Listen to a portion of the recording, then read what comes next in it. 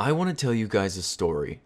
This story has to do with why I quit Walmart. I didn't just decide that it was time to move on. I didn't just say to myself, well, this has been fun, but it's time to spread my wings and fly away. No. There were no better horizons or greener pastures waiting for me. In fact, I actually went to a job that pays less than Walmart. Why though? What made me do this? Sit back, relax, because I'm about to stress myself out. This is the story of why I quit Walmart. I had worked for Walmart for about 10 months, give or take a few weeks, and I was in the process of trying to move up in positions. A managerial position had opened up in electronics, and even though the tech there is pretty lackluster, I would essentially be doing the same job as everyone else, except I'd have more power over everyone else. This was appealing to me. Plus, the pay raise that I'd receive. Now, I worked in the back. I unloaded the truck.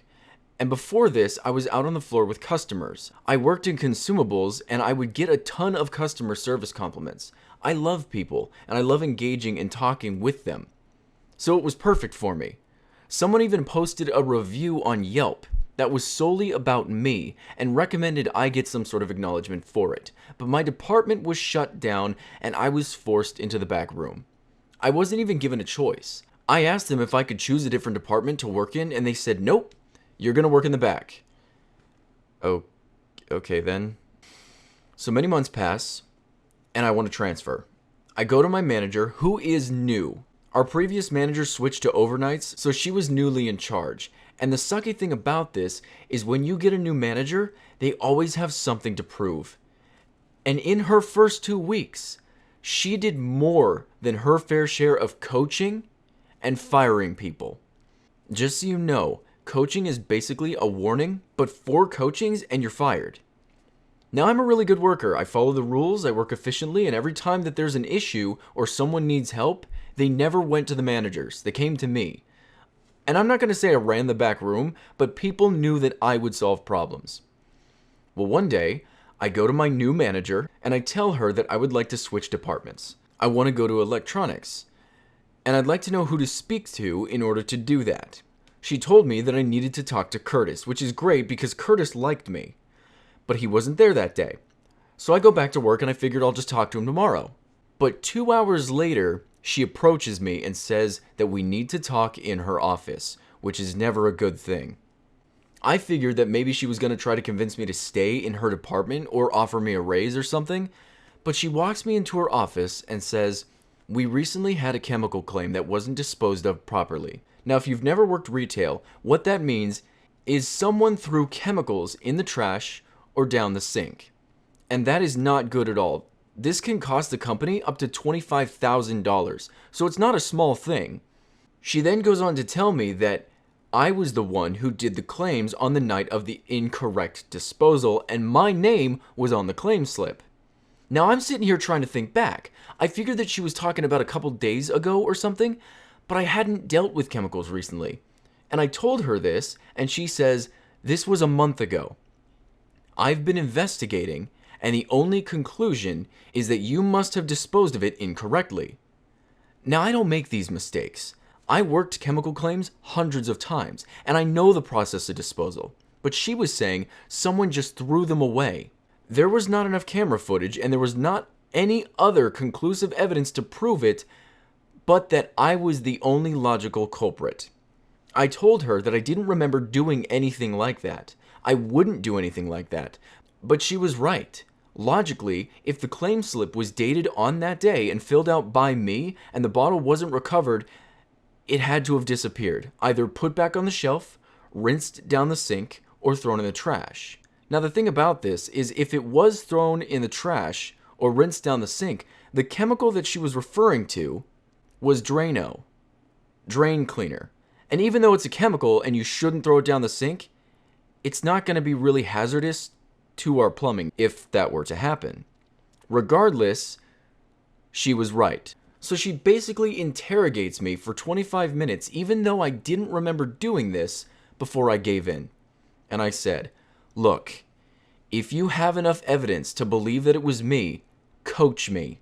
Otherwise, I need to do my job. She looks at me and asks, So you'll accept responsibility in the coaching? I said yes. And before you ask, here's why. She truly believed that it was me. And if I did something wrong, me not remembering it is not enough for me to be conclusive that I didn't do it.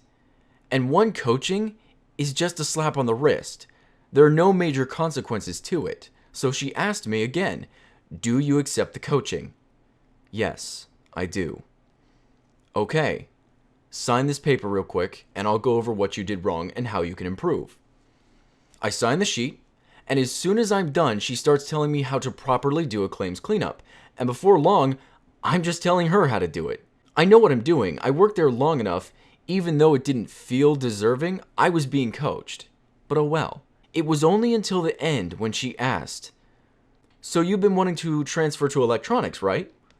Yeah, I said. A manager position opened up, and I was hoping that I'd get in there. That's when she said, well, unfortunately, this is a procedural coaching due to the severity of the action. A chemical claim is no laughing matter, and you are up to 2 coachings, not 1. This means that you have to be in my department for another year. You cannot transfer without my approval, and if you do somehow transfer, you will not receive a pay raise. And the coaching will not drop off until the next fiscal year. This exact day of next year. It all made sense. The only reason I was back there, the only reason I was being coached. I knew it was odd, calling me in over something that happened a month ago. If it was so serious, action would have been taken that week, but no. I don't know if she was waiting for this, or when she found out I wanted to transfer, she started looking for a way to lock me down, but I was not going to be the pawn. I was not going to be the guy who lets anyone take advantage of me like that. She wanted to keep me, one of her best associates, in the back for a full year. Yeah, well, guess who lost an associate? As soon as I could, I found another job. I didn't care what the pay was, I needed out. She begged me to stay, told me that I was her favorite and her best worker, and I told her this. Take away my coachings, transfer me to electronics manager, and raise my pay, and I'll stay here. I wanted her to know why I was leaving. She doesn't have the power to make any of that happen, and I knew that. But it's not over yet. She got me one last time. Before I left, I had to make a trip to Kansas. My grandmother was ill, and I needed to travel there to visit her. I asked my manager to help me file my paid time off. I had accumulated 40 hours, and if I didn't use those 40 hours, they would just disappear. So, I took the week that I would be in Kansas plus a few extra days just to make sure that I got all of my time. Weeks pass, and I've been back for a while, and just the other day, my final pay stub from Walmart comes in the mail. $0.00. I call them up and talk to Human Resources, and this is what they said. When your manager approved your time off, she told me that it was supposed to be unpaid. We traded all of your days to unpaid time off, and unfortunately, you have to work for the company for a year to get your check for those 40 hours. This is the reason I'm making this video. You are never always going to be on top. There will be someone who uses you, manipulates the system to step on you, and you'll be helpless. Giving in to malevolence is not the answer. I was beaten, and there's nothing I can do about it. But I'm happy that I'm not at Walmart anymore. I'll save money and live better somewhere else. Thanks, guys.